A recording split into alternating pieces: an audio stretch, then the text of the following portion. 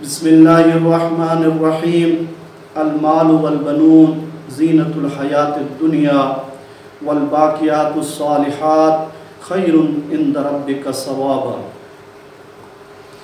عزیزان گرامی قدر، میرے معزز سامعین و ناظرین، جیسا کہ آپ کو معلوم ہے کہ آج کی مجلس ایک مرحوم کے ایصال ثواب کی مجلس ہے۔ پروردگار سے دعا ہے کہ پروردگار محمد و آل محمد کے صدقے اللہ تعالیٰ ان کے درجات بلند فرمائے، مرحوم کی مغفرت فرمائے اور لواحقین کو صبر جمیل عطا فرمائے۔ عزیزان گرامی قدر، میں نے آپ کے سامنے سورہ کہف کی آیت نمبر 46 کے پڑھنے کا شرف حاصل کیا۔ قبل اس کے کہ میں آیت کے ضمن میں گفتگو کروں، میرا دل چاہتا ہے کہ اس سورہ کے شان نزول میں کچھ روایات کو بیان کیا جائے۔ رسول خدا فرماتے ہیں کہ اے صحابیوں، آج میں آپ کو ایسی سورہ کا تعارف کراؤں کہ جب یہ سورہ نازل ہوئی تو خالق کائنات نے 70,000 ملائکہ کو اس کی نگرانی کے لیے مقرر کیا اور اس کی عظمت کے ذریعے زمین اور آسمان کو منور کیا۔ تو صحابیوں نے پوچھا، یا رسول اللہ، وہ کون سا سورہ ہے؟ تو رسول خدا صلی اللہ علیہ وآلہ وسلم نے فرمایا کہ وہ سورہ کہف ہے، اور اس کے بعد فرمایا کہ اے صحابیوں، جو شخص جمعے کے دن سورہ کہف کی تلاوت کرے، خالق کائنات آئندہ جمعہ کے آنے تک اس کو گناہ سے محفوظ رکھتا ہے۔ اور اس کے بعد رسول خدا صلی اللہ علیہ وآلہ وسلم نے فرمایا کہ جو شخص پہلی 10 آیات کو حفظ کر لے سورہ کہف کی تو وہ دجال کے شر سے محفوظ رہے گا۔ اور اس کے بعد رسول خدا صلی اللہ علیہ وآلہ وسلم فرماتے ہیں کہ جو شخص اس سورہ کی آخری آیات کی تلاوت کرے اور بعض روایت میں ہے کہ حفظ کرے تو خالق کائنات قیامت کے دن ایک شے جو نورانی ہوگی اس آیت کے سبب اس کی رہنمائی کرے گی۔ اور امام جعفر صادق علیہ السلام اس سورہ کے شان نزول میں فرماتے ہیں کہ جو شخص شب جمعہ اس سورہ کی تلاوت کرے تو خالق کائنات اس کو شہید کا درجہ عطا فرمائے گا اور قیامت کے دن اس کو شہداء کی لسٹ میں شامل کیا جائے گا۔ یہ مختصر سا اس سورہ کے شان نزول میں رسول خدا اور امام جعفر صادق علیہ السلام کا فرمان تھا۔ جس سورہ کو میں نے پڑھنے کا شرف حاصل کیا اور اس کی 46 نمبر آیت کو لیا، اس آیت میں خالق کائنات نے 3 چیزوں کا خصوصی تذکرہ کیا ہے۔ ایک مال، اور دوسری چیز بنون، اور تیسری چیز باقیات الصالحات۔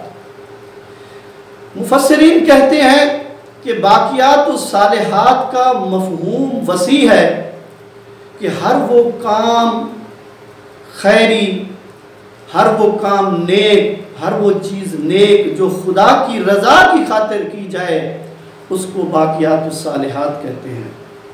لیکن معصومین کی روایات سے جو باقیات الصالحات کے معنی کیے گئے ہیں ان میں سے چند معنوں کو بیان کر کے انشاءاللہ اپنے موضوع کی طرف آگے بڑھوں گا۔ مفسرین نے پہلا جو معنی کیا ہے باقیات الصالحات کا، مفسرین فرماتے ہیں باقیات الصالحات سے مراد نماز پنجگانہ ہے۔ اور امام جعفر صادق علیہ السلام فرماتے ہیں کہ نماز ایک ایسا فریضہ ہے، ایک ایسی عبادت ہے کہ جو اس کو بجا لائے خالق کائنات اس کو 1000 حج اور 1000 عمرے کے برابر ثواب عطا فرماتا ہے۔ اور اس کے بعد امام رضا علیہ السلام فرماتے ہیں کہ جو شخص نماز کو اول وقت میں اگر 1 رکعت بجا لائے تو خالق کائنات اس کو 2000 رکعت کا ثواب عطا فرماتا ہے۔ یہ پہلا معنی تھا کہ باقیات و صالحات سے مراد نماز پنجگانہ ہے۔ دوسرا معنی جو مفسرین نے کیا ہے وہ کہتے ہیں کہ دوسرا معنی یہ ہے کہ باقیات و صالحات کا کہ اس سے مراد تسبیحات 4 ہیں جو ہم نماز میں پڑھتے ہیں، سبحان اللہ والحمد للہ ولا الہ الا اللہ واللہ اکبر۔ رسول خدا صلی اللہ علیہ وآلہ وسلم فرماتے ہیں کہ اے میرے صحابیوں، اگر تمہارے مال کو اور تمہارے لباس کو پے در پے رکھا جائے کیا وہ آسمان تک پہنچ جائے گا؟ تو صحابی کہتے ہیں یا رسول اللہ ہرگز نہیں۔ تو اس کے بعد رسول خدا فرماتے ہیں کہ میں آج آپ کو ایسا عمل بتاؤں کہ جس کے کرنے سے خالق کائنات اتنا اجر عطا فرماتا ہے، اس کی جڑیں تو زمین میں ہیں لیکن اس کی شاخیں آسمان کے ساتھ ملی ہوئی ہیں۔ یہ ایسا ذکر ہے کہ جو اس کو بجا لائے رسول خدا فرماتے ہیں کہ وہ دیوار کے گرنے والے حادثے سے محفوظ رہتا ہے۔ اور بعض روایات میں ہے کہ رسول خدا نے فرمایا جو نماز فجر کے بعد، بعض روایت میں ہے کہ جو فریضہ کے بعد اس کو 30 مرتبہ پڑھے تو خالق کائنات اس کو جلنے سے اور غرق ہونے سے بچاتا ہے اور اس کو بری موت سے بچاتا ہے۔ اور جس دن یہ ذکر کرے گا اس دن تمام آسمانی آفات و بلیات سے بھی محفوظ رہے گا۔ تیسرا معنی جو باقیات الصالحات کا کیا گیا ہے، مفسرین کہتے ہیں باقیات الصالحات سے مراد مودت اہل بیت ہے، محبت اہل بیت ہے۔ اور امام جعفر صادق علیہ السلام فرماتے ہیں کہ ہماری محبت اور مودت کو کمتر نہ سمجھو، ہماری محبت اور مودت باقیات الصالحات سے ہے۔ اور امام فرماتے ہیں لِكُلِّ شَيْءٍ أَسَاسٌ وَأَسَاسُ الْإِسْلَامِ حُبُّنَا أَهْلُ الْبَيْتِ، کہ ہر شے کی ایک اساس ہوتی ہے لیکن اسلام میں اساس جو ہے ہم اہل بیت کی ولا ہے۔ اور اس کے بعد امام فرماتے ہیں کہ ولایتنا ولایت اللہ، کہ ہماری ولایت اللہ کی ولایت ہے۔ اللہ نے کسی نبی کو مبعوث ہی نہیں فرمایا مگر یہ کہ ہماری ولایت کا اقرار لیا ہے۔ عزیزان گرامی قدر، میرے سامعین محترم، اس آیت میں دوسری اور تیسری چیز وہ ہے مال اور بنون۔ مال اور بنون، اگر مال حلال کا ہو، اگر اس کو خدا کی راہ میں خرچ کیا جائے تو اللہ تعالیٰ اس کا بہت اجر عطا فرماتا ہے۔ اس مال حلال کے ذریعے اب آپ کسی محتاج کی مدد کر سکتے ہیں، کسی غریب کی مدد کر سکتے ہیں، کسی مسکین کی مدد کر سکتے ہیں۔ خالق کائنات نے اس کا بہت اجر رکھا ہے، اس کے آپ اپنے حلال مال سے آپ مدارس بنا سکتے ہیں۔ تو عزیزو، معصوم فرماتے ہیں کہ وہ ہمارا ماننے والا نہیں ہے جو دنیا کی خاطر دین کو چھوڑ دے اور دین کی خاطر دنیا کو چھوڑ دے۔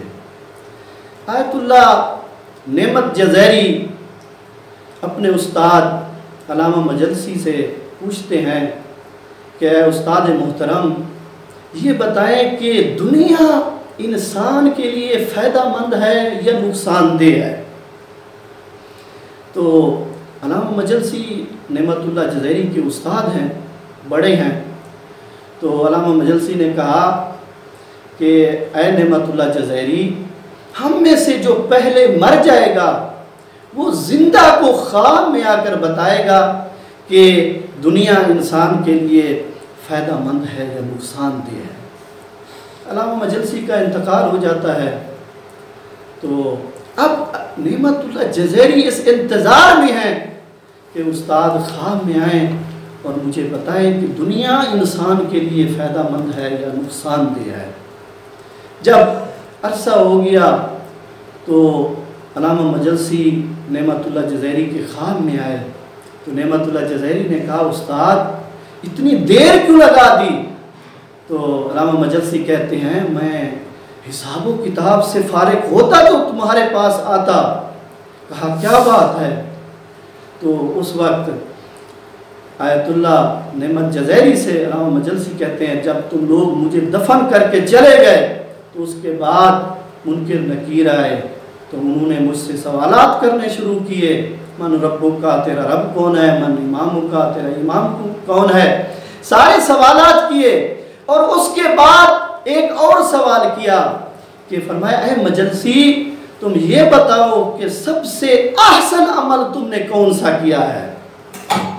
مجلسی کہتے ہیں کہ میں نے مدرسے بنوائے ہیں، بہت سارے مدارس ہیں۔ تو منکر نکیر کہتے ہیں اس کا ثواب ملے گا، یہ صدقہ جاریہ ہے، آپ کے تختی پر تو نام لکھا ہوا ہے کہ یہ مدرسہ علامہ مجلسی نے بنایا ہے۔ ہم آپ سے پوچھ رہے ہیں کہ احسن عمل کون سا ہے؟ تو علامہ مجلسی کہتے ہیں کہ میں نے بہت ساری کتابیں لکھی ہوئی ہیں۔ تو منکر نکیر کہتے ہیں کہ پہلے صفحے پر تو آپ کا نام لکھا ہوا ہے، آپ کو ثواب ملے گا، صدقہ جاریہ ہے، لیکن ہم آپ سے پوچھ رہے ہیں کہ احسن عمل کون سا آپ نے کیا ہے؟ تو مجلسی کہتے ہیں کہ مجھے نہیں پتا۔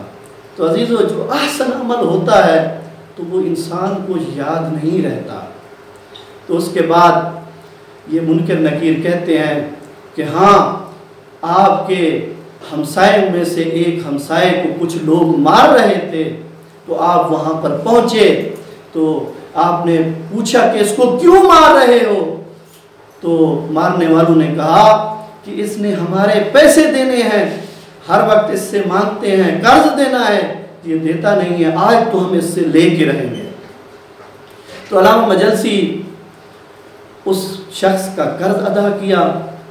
تو اس قرض ادا کرنے کا پتہ یا خدا کو تھا یا علامہ مجلسی کا تھا۔ تو اس وقت منکر نکیر کہتے ہیں کہ اے علامہ مجلسی یہ تیرا یہ پیسے دینا، قرض دینا کسی مومن کا تیرا احسن عمل قرار پایا ہے۔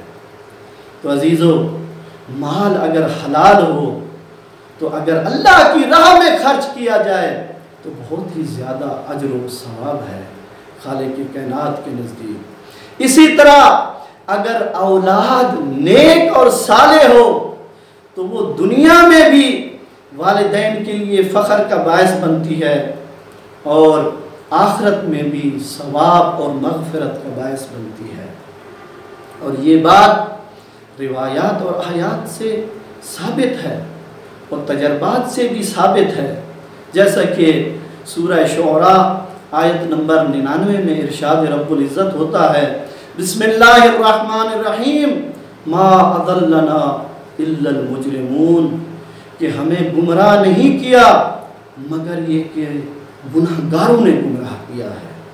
اور دوسرے مقام پر ارشاد رب العزت ہوتا ہے بسم اللہ الرحمن الرحیم اخوانہم یمدونہم الی الغی، کہ ان کے بھائیوں نے ہی ان کو گمراہی کی طرف لے کے چلے۔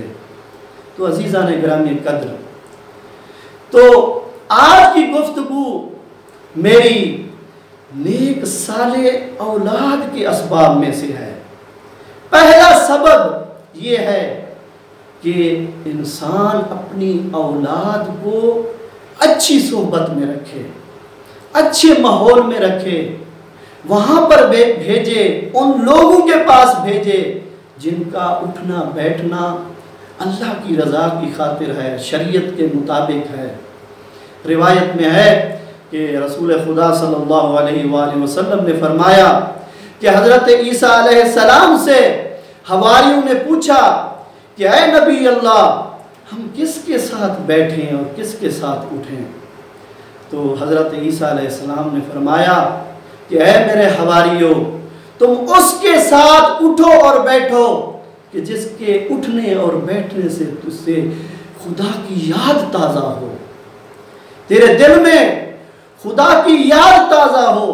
تو عزیزو، جس کے دل میں خدا کی یاد تازہ ہو جائے تو وہ انسان ہر وقت خدا کی اطاعت میں رہتا ہے، اور جب انسان خدا کی اطاعت میں رہتا ہے تو اللہ بھی اس کے بارے میں فرماتا ہے من طلبنی وجدنی ومن وجدنی عرفنی ومن عرفنی اشکنی ومن اشکنی اشکتہ ومن اشکتہ قتلتہ ومن قتلتہ ومن علی دیتہ ومن علی دیتہ وانا دیتہ۔ یاد رکھو، جو ہمیں چاہتا ہے، جو ہمیں پاتا ہے، ہم اس کو چاہتے ہیں، ہم اس کو پاتے ہیں۔ جب ہم اس کو پانے لگتے ہیں تو پھر ہم اس پر عاشق ہو جاتے ہیں، اور جب ہم اس پر عاشق ہو جاتے ہیں تو اس کی خون بہا دیت ہم خود بنتے ہیں۔ اس لیے مولا نے فرمایا کہ اے خدا، جس نے تجھے پا لیا اس نے کیا کھویا، اور جس نے تجھے کھو دیا اس نے کیا پایا۔ تو جناب عیسیٰ علیہ السلام فرماتے ہیں کہ ان کے ساتھ اٹھو اور بیٹھو، اس محفل میں بیٹھو جس سے کہ اٹھنے اور بیٹھنے سے یاد خدا تازہ ہو۔ اور اس کے بعد جناب عیسیٰ اپنے حواریوں سے کہتے ہیں کہ ان کے ساتھ اٹھو اور بیٹھو کہ جن کے اٹھنے اور بیٹھنے سے، جن کی محفل سے آپ کے علم میں اضافہ ہو۔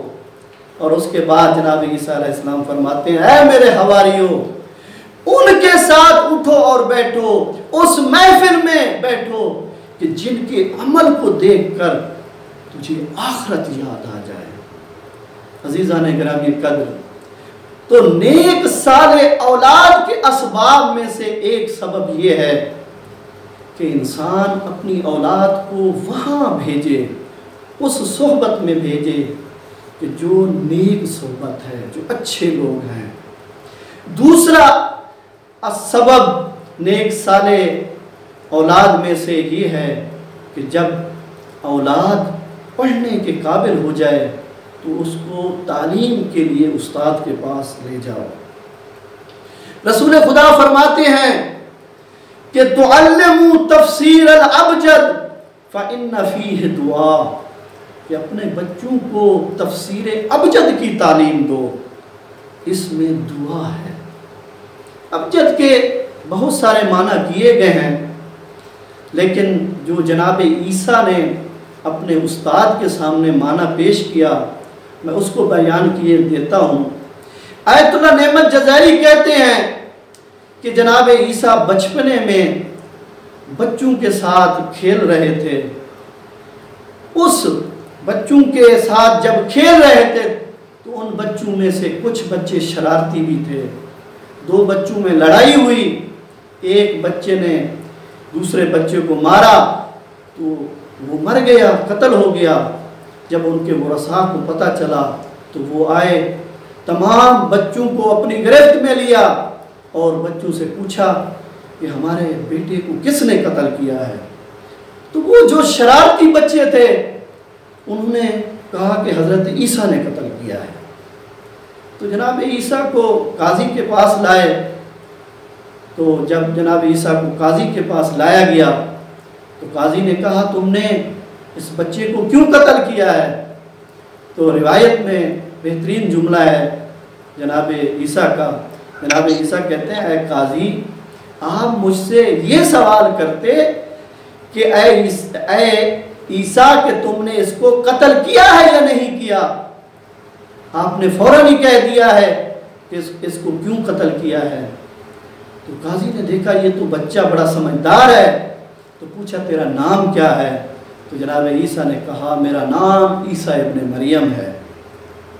اس کے بعد راوی کہتا ہے کہ جناب عیسیٰ اس بچے کے پاس آئے جو فوت ہو چکا تھا، قم بِإِذْنِ اللہ، اس بچے کو زندہ کیا۔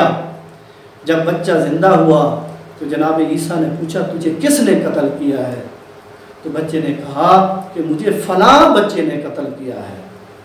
تو راوی کہتا ہے کہ جناب مریم سلام اللہ علیہا نے جناب عیسیٰ کا ہاتھ پکڑا اور کہا چلو میں تجھے استاد کے پاس لے کر چلتی ہوں۔ تو جناب عیسیٰ کہتے ہیں کہ اے مادر گرامی، مجھے کسی کے پاس پڑھنے کی ضرورت نہیں ہے۔ جب میں آپ کے شکم اقدس میں تھا تو اس وقت میں نے تورات اور انجیل میں نے حفظ کر لی تھی، تو مجھے کسی استاد کے پاس جانے کی ضرورت نہیں ہے۔ لیکن جناب مریم نے کہا نہیں، میں تجھے استاد کے پاس لے کر چلتی ہوں۔ عزیزو، جناب مریم کو پتا تھا کہ جناب عیسیٰ کو کسی کے پاس پڑھنے کی ضرورت نہیں ہے۔ جناب مریم ہم لوگوں کو تعلیم دے رہی ہیں کہ جب بچہ پڑھنے کے قابل ہو جائے تو اس وقت اس کو استاد کے پاس لے جاؤ۔ تو جناب مریم استاد کے پاس لے آئی تو استاد نے کہا کہ اے عیسیٰ پڑھو بسم اللہ الرحمن الرحیم۔ تو جناب عیسیٰ نے پڑھا بسم اللہ الرحمن الرحیم۔ تو استاد نے کہا پڑھو ابجد۔ تو جناب عیسیٰ کہتے ہیں کہ اے استاد محترم، جب کوئی شاگرد آتا ہے پہلے اس کا بندہ نام پوچھتا ہے، لیکن آپ نے تو میرا نام ہی نہیں پوچھا۔ تو استاد نے کہا تیرا نام کیا ہے؟ تو جناب عیسیٰ نے فرمایا میرا نام عیسیٰ ابن مریم ہے۔ تو اس کے بعد استاد نے کہا کہ پڑھو ابجد۔ تو جناب عیسیٰ نے ابجد پڑھنا شروع کیا۔ تو جناب عیسیٰ کہتے ہیں کہ اے استاد ایک سوال ہے۔ کہا کیسا سوال؟ کہا اس ابجد سے کیا مراد ہے؟ تو استاد غصے ہو گیا، اور جب کسی کو کچھ نہ آئے تو وہ غصے ہی ہو جاتا ہے۔ تو استاد کہتا ہے تمہیں پتہ ہے؟ تو جناب عیسیٰ کہتے ہیں ہاں میں جانتا ہوں۔ تو کہا بتاؤ۔ تو یہ روایت میں جملہ موجود ہے، جناب عیسیٰ نے کہا کہ استاد اٹھو اپنی جگہ سے، میری جگہ پر آؤ اور میں آپ کی جگہ پر جاتا ہوں۔ تو جناب عیسیٰ استاد کی جگہ پر گئے اور استاد شاگرد کی جگہ پر آیا۔ تو اس کے بعد جناب عیسیٰ نے فرمایا سنو، الف سے اللہ اور با سے بہا اللہ، جیم سے جمال اللہ اور دال سے دین اللہ ہے۔ استاد آگے کہتا ہے اچھا یہ بتاؤ ہا سے کیا مراد ہے؟ تو جناب عیسیٰ کہتے ہیں والذی لا الہ الا ہوا، اور اس کے بعد استاد کہتا ہے واو سے کیا مراد ہے؟ تو جناب عیسیٰ کہتے ہیں ویل للمطففین۔ تو جناب عیسیٰ نے تمام ابجد کے معنی بتائے، تفسیر بتائی، اور اس کے بعد استاد نے جناب عیسیٰ کا ہاتھ پکڑا اور جناب مریم کے پاس لے کر آیا۔ فرمایا اے مریم تو اس کو میرے پاس لے آئی تھی کہ اس کو سکھاؤ، یہ تو مجھے سکھاتا ہے۔ تو عزیزو جناب عیسیٰ علیہ السلام کو خالق کائنات نے 2 اسم اعظم عطا فرمائے تھے۔ بہار کی روایت ہے، امام جعفر صادق علیہ السلام فرماتے ہیں کہ خالق کائنات کے 73 اسماء ہیں، 73 اسم اعظم ہیں۔ ایک اسم اعظم خالق کائنات نے اپنے پاس رکھا، اور اس کا علم نہ کسی نبی کو ہے، نہ کسی ولی کو ہے، نہ کسی امام کو ہے۔ اور اس کے بعد امام فرماتے ہیں کہ اس کے بعد خالق کائنات نے 2 اسم اعظم جناب عیسیٰ کو عطا فرمائے، اور 4 اسم اعظم جناب موسیٰ کو عطا فرمائے، اور 5 اسم اعظم حضرت آدم کو عطا فرمائے، اور 8 اسم اعظم حضرت ابراہیم کو عطا فرمائے، اور 12 اسم اعظم حضرت نوح علیہ السلام کو بتلائے اور سکھائے۔ اور اس کے بعد امام فرماتے ہیں کہ ہم وہ آل محمد ہیں کہ جس کو خالق کائنات نے 72 اسماء کا اسم اعظم عطا فرمایا، 72 اسم اعظم عطا فرمائے، جن کی وجہ سے ہم تمام انبیاء سے افضل ہیں۔ یہ روایت امالی میں موجود ہے۔ امام رضا علیہ السلام فرماتے ہیں کہ مولا امیر کائنات نے رسول خدا سے پوچھا کہ یا رسول اللہ جبرائیل افضل ہے یا ہم افضل ہیں؟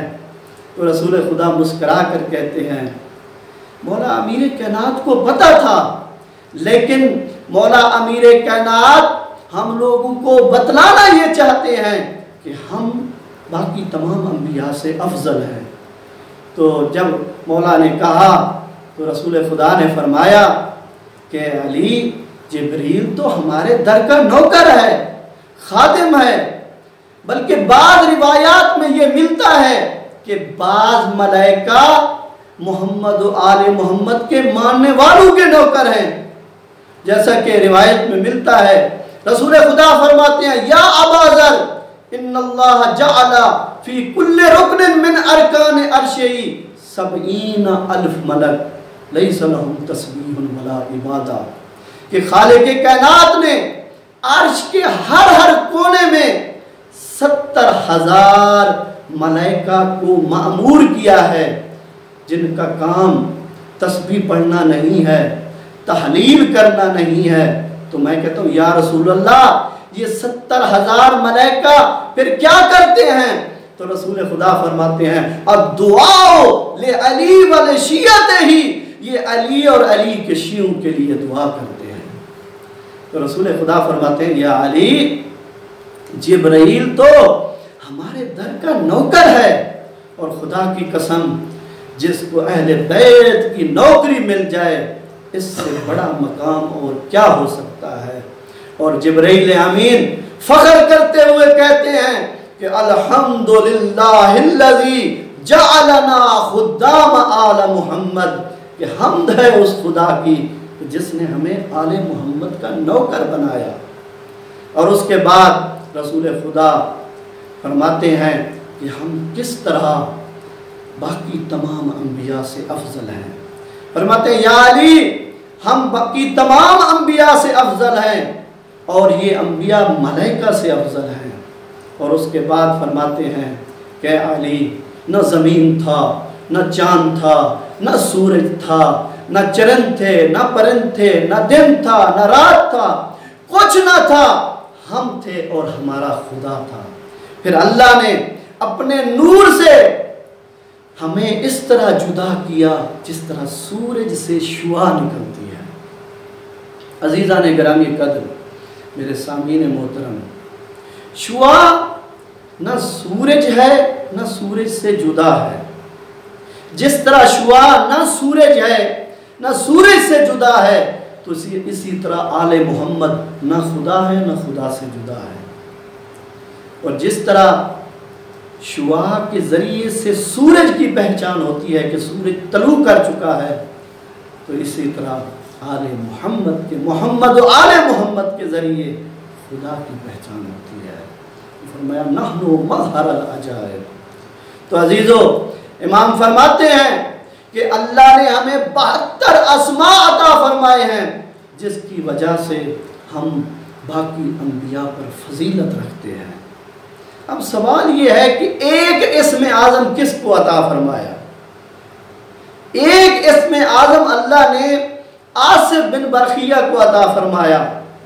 جب جناب سلیمان نبی نے کہا کون ہے جو تخت بلقیس کو لے آئے، تو آصف بن برخیہ نے کہا کہ اے نبی اللہ، آپ کی پلک چپکنے سے پہلے میں تخت بلقیس آپ کے قدموں میں حاضر کروں گا۔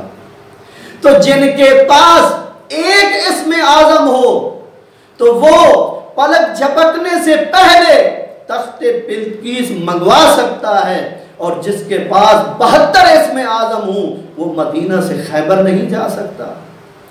تو عزیزان گرامی قدر، میرے سامعین محترم، اسی طرح میرے مولا امام حسن کو دیکھ لیں، اسم اعظم کی طاقت دیکھ لیں کہ میرے مولا امام حسن فرماتے ہیں، بہار کی روایت ہے کہ اگر میں چاہوں تو مرد کو عورت اور عورت کو مرد بنا دوں۔ تو ایک شخص اٹھا تو فرمایا اے فرزند رسول یہ کیسے ہو سکتا ہے؟ تو میرے مولا نے کہا کہ شرم کر مردوں کی محفل میں بیٹھی ہے، تو وہ مرد جو ہے عورت بن چکا تھا۔ آخری روایت اور اس کے بعد تھوڑا سا مسائل۔ امام زین العابدین سے ابو حمزہ سمالی نے پوچھا کہ مولا، جس طرح انبیاء پانی میں جب دریا میں جاتے تھے تو دریا ان کو رستہ دے دیتا تھا، اسی طرح آپ معصومین بھی یہ قدرت رکھتے ہیں؟ تو امام زین العابدین مسکرا کر کہتے ہیں ہم اس سے زیادہ قدرت رکھتے ہیں، خالق کائنات نے ہمیں تمام انبیاء سے زیادہ اسم اعظم عطا فرمائے ہیں۔ یہ روایت جس کو میں موجود ہے، راوی کہتا ہے کہ مولا کے کچھ چاہنے والے انہوں نے ایک یہودی کو دیکھا کہ وہ دریا میں جاتا بھی ہے اور آتا بھی ہے، وہ کچھ پڑھتا ہے اور دریا عبور کر لیتا ہے۔ تو مولا کے چاہنے والے مولا امیر کائنات کے پاس آئے، مولا ہم آپ کے چاہنے والے ہیں، ہم تو کشتی پہ جاتے ہیں اور یہ یہودی ہے، کچھ پڑھتا ہے اور دریا عبور کر جاتا ہے۔ تو مولا نے کہا چلو میرے ساتھ چلو۔ تو میرے مولا نے اس یہودی کو بلوایا، فرمایا یہودی دریا میں داخل ہو۔ تو وہ یہودی دریا میں داخل ہوا، اس نے ورد کیا، دریا میں داخل ہوا اور پھر واپس بھی آیا۔ تو اب میرے مولا نے اس یہودی کو کہا میں نے تیرا آنا بھی دیکھا اور جانا بھی دیکھا، اب مجھے دیکھ۔ راوی کہتا ہے کہ جب میرے مولا امیر کائنات دریا میں داخل ہوئے تو سرکار کی نالین سے خاک اڑ رہی تھی۔ تو یہی ابو حمزہ سمالی ہے جو کہتے ہیں آقا آپ اتنا کیوں روتے ہیں؟ میں آپ کو دیکھتا ہوں کہ آپ ہر وقت اپنے جد حسین کے غم میں رویا کرتے ہیں۔ میرے مولا کہتے ہیں اے ابو حمزہ تم نے انصاف نہیں کیا، یعقوب نبی کے 12 فرزند تھے، ایک آنکھوں سے اوجھل ہوا تھا، نبی کو پتا تھا کہ میرا بیٹا زندہ ہے، لیکن رو رو کے ان کی آنکھیں سفید ہو گئی تھی۔ فرمایا اے ابو حمزہ میرے تو 18 یوسف کربلا سے چلے گئے۔ یہ کہتا ہے مولا قتل ہو جانا تو آپ کی عادت ہے، شہید ہو جانا تو آپ کا ورثہ ہے۔ میرے مولا کہتے ہیں اے ابو حمزہ تم نے انصاف نہیں کیا، ٹھیک ہے قتل ہو جانا ہماری عادت ہے، شہید ہو جانا ہمارا ورثہ ہے، کیا بچوں کا ششمہ علی اصغر کا قتل ہو جانا بھی عادت ہے؟ اور اس کے بعد میرے مولا کہتے ہیں کہ ٹھیک ہے القتل لنا عادہ وکرامتنا من اللہ شہادہ، شہید ہو جانا ہمارا ورثہ ہے، قتل ہو جانا ہماری عادت ہے، لیکن یہ بتا حل وقوف امتی زینب فی مجلس یزید التی لم تراہ الشمس۔ اے ابو حمزہ یہ بتا میری پھپھی کا کئی گھنٹے یزید کے دربار میں کھڑے رہنا، جس کے سر کو کبھی سورج نے نہیں دیکھا تھا، یہ بھی ہماری عادت ہے۔ روایات میں ملتا ہے میرے مولا کھانا کھاتے تب روتے، کسی مستور کے سر پر چادر دیکھتے تو تب روتے۔ ایک دفعہ میرے مولا مدینہ کی گلیوں سے گزر رہے تھے، یا ایک غریب نے ندا دی ایھا الناس انا غریب انا مسکین، میں غریب ہوں میں مسکین ہوں۔ میرے مولا کہتے ہیں تو غریب ہے تو مسکین ہے؟ کہتے ہیں ہاں آقا میں غریب ہوں میں مسکین ہوں۔ مولا کہتے ہیں اذا جاء الموت فی هذه الساعة ہر تبکی بلا دفن و بلا کفن، اگر تجھے اسی وقت موت آ جائے کیا کوئی تجھے غسل و کفن دے گا؟ تو یہ کہتے ہیں آقا کیسی بات کرتے ہیں، میں مسلمانوں کے درمیان ہوں، میں مر جاؤں اور مجھے کوئی غسل و کفن نہ دے۔ اس کے بعد میرے مولا کہتے ہیں انت لست بغریب، ارے تو غریب نہیں ہے، ارے میرا بابا حسین غریب ہے جس کی لاش 3 دن تک پڑی رہی۔ اس کے بعد میرے مولا کہتے ہیں تو غریب ہے؟ مولا کہتا ہے آقا میں غریب ہوں۔ کہتا ہے میرے مولا کہتے ہیں اگر تجھے پیاس لگے کیا کوئی تجھے پانی پلائے گا؟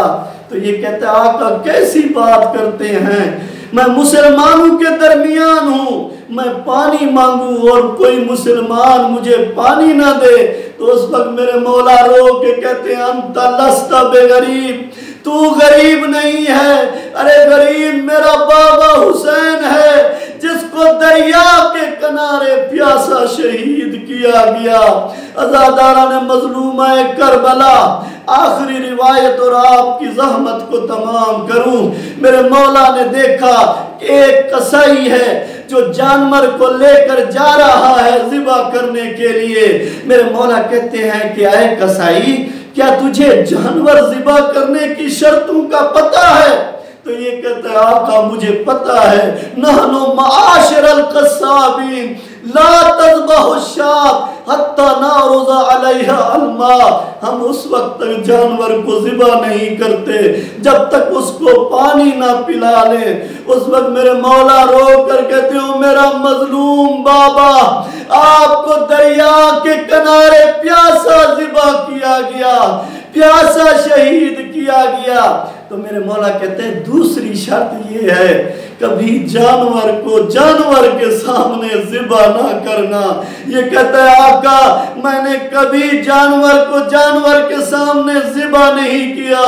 میرے مولا رو کر کہتے ہو میرا مظلوم آقا، جب جانور کو بھی ذبح کیا جاتا ہے تو جانور کے سامنے نہیں کیا جاتا، لیکن اے میرا مظلوم بابا، 70 قدم پہ بہن دیکھتی رہی، سکینہ کہتی رہی میرے بابا کو نہ مارو، ارے میرا بابا 3 دن کا پیاسا ہے۔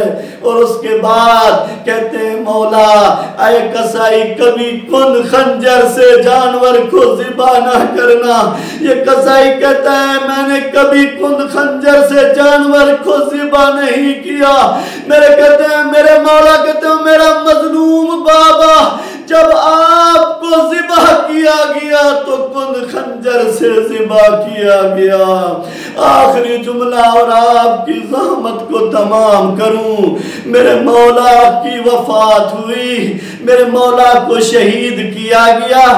جب میرے مولا امام باقر علیہ السلام اپنے بابا کو غسل دے رہے تھے، غسل دیتے دیتے میرے مولا رونے لگے۔ جابر کہتے ہیں مولا کیوں روتے ہیں؟ کیا بابا کا فراق برداشت نہیں ہوتا؟ میرے مولا کہتے ہیں انا عز علی فراقها، میں اس بات پر رو رہا ہوں میں نے دیکھا ہے میرے بابا کے توق اور کڑیوں اور بیڑیوں کے نشان ابھی بھی جسم پر باقی ہیں۔ میں کہتا ہوں مولا باقر آپ اپنے بابا کے توق اور بیڑیوں کو دیکھ کر برداشت نہ کر سکے، ارے کاش اس وقت ہوتے جب آپ کے جد علی آپ کی جدہ زہرا کو غسل دے رہے تھے، کیا دیکھا نبتت مسمار فی صدرہا وضلعہا مکسور، کیا دیکھا پہلو ٹوٹا ہوا ہے اور سینے میں میخ لگی ہوئی ہے۔ اللہ لعنت اللہ علی القوم الظالمین وسیعلم الذی ظلموا ای منقلبون